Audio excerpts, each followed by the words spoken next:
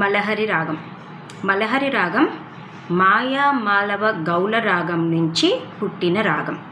అంటే మలహరి రాగం యొక్క మేళకర్త రాగం లేదా ఇంకొక పేరు అయిన జనక రాగం ఏమిటి అంటే మాయామాలవ గౌల.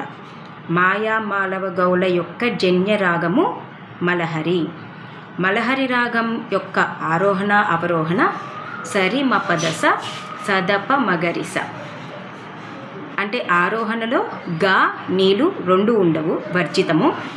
అవరోహణలో నీ మాత్రమే వర్జితం అన్నమాట. మాయామాలవ గౌల యొక్క జన్యము మలహరి రాగము. అలానే మలహరి రాగం యొక్క పేరెంట్ రాగా మాయామాలవ గౌల. ఇవి విద్యార్థులు గుర్తుపెట్టుకోవాలి. మనకి గీతాలు మొదటిగా పిల్లారి గీతాలు 4 గీతాలు కూడా మలహరి రాగంలోనే రచించారు. ఎవరు రచించారు? మన కర్ణాటక సంగీత పితామహుడైనటువంటి పురందరదాసు గారు మలహరి రాగంలో గీతాలని పరిచయం చేశారనమాట విద్యార్థులకి. ఇప్పటి వరకు కూడా మనం గీతాలకి ముందు అంతా కూడా అభ్యాస రచనలన్నీ కూడా స్వరాలు మాత్రమే నేర్చుకుంటాం. గీతం అంటే పాట, అంటే కీర్తన.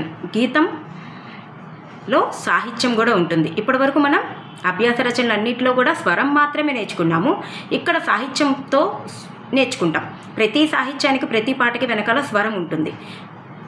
మనకి విద్యార్థులకి సాహిత్యంకి వెనకాల స్వరం ఏంటి అని తెలుసుకోవడం, ఎలా స్వరం వస్తుంది అనేది తెలుసుకోవడం కోసం విద్యార్థులకి స్వరంతో సాహిత్యాన్ని కూర్చి అలవాటు చేసినవే మొట్టమొదటిగా గీతాలు. మలహరి రాగంలో 4 గీతాలు అని చెప్పాను కదా, అందులో నేను 4వ గీతం తిస్ర జాతి త్రిపుర తాళం పదుమనాభ ఇప్పుడు నేను పాడుతున్నాను.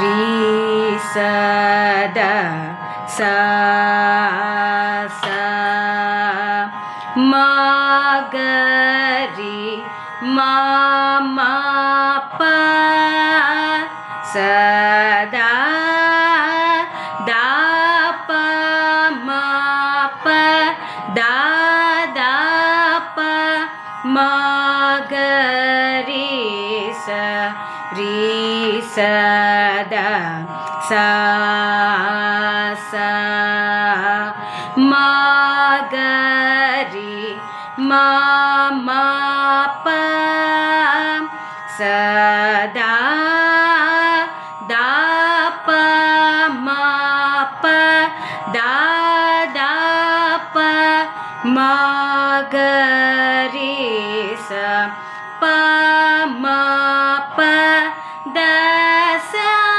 ద స రీ స ద ద స ద ప దా దా ప ప ప మా రీ మా మా ప ప దా దా ప ప ప మా రీ మా మా గరి స సా సా దా దా దా ప ప ప మా గరి స ద సా దా ప మా ప దా దా ప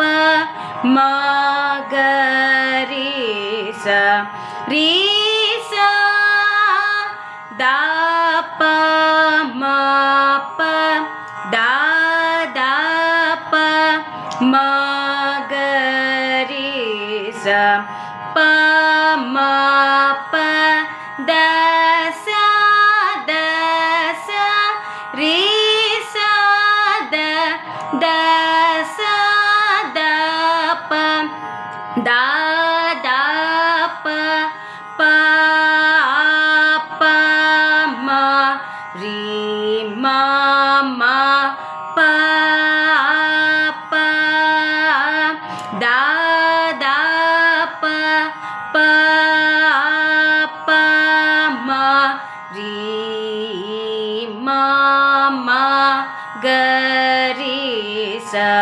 సా సా దా దా దా ప ప ప మ గ రి స రి స ద స స మ గ రి మ మ ప స దా దా ప మ ప దా దా ప మ గ రి స ద స స మ గ రి మ మ ప స దా దా ప మ ప దా దా ప మ గ రి స ప మ ప ద స రి స ద ద స ద ప దా దా ప ప ప మ రి మ మ ప ప దా దా ప ప ప మ రి మ